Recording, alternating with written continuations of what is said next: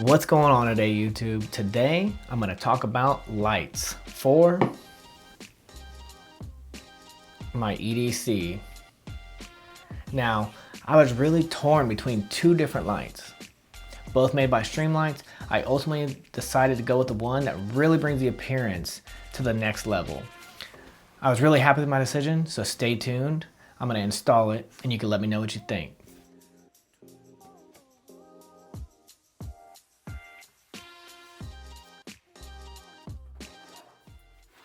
So I decided to go with the Streamlight TLR-7X, formerly known as the TLR-7A.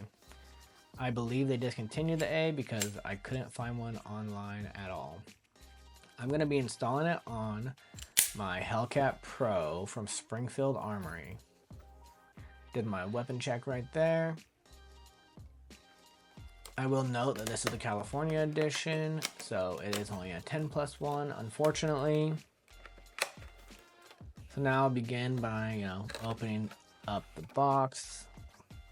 What comes in the box is the light itself, one battery, some other little pieces that I didn't use, a multi-tool, some extra buttons, and some other interchangeable keys. We won't really be needing those, so bye. So now I'm going to remove the reflector and the lens, install the battery, put the lens and reflector back on. I will note that the reflector and the lens does have a quarter turn like safe, so when it's installed you could turn it a quarter turn, and when you hit the button it won't turn on if you didn't know. So now that I got it all tight, we're gonna do a light check. I just turn the safe on, turn the safe off, check, check. Works good, it's pretty bright. Safe back on.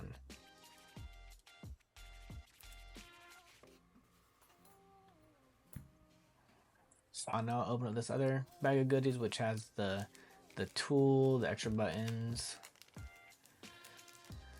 I really suggest taking a look at the other buttons for the Hellcat Pro due to the original.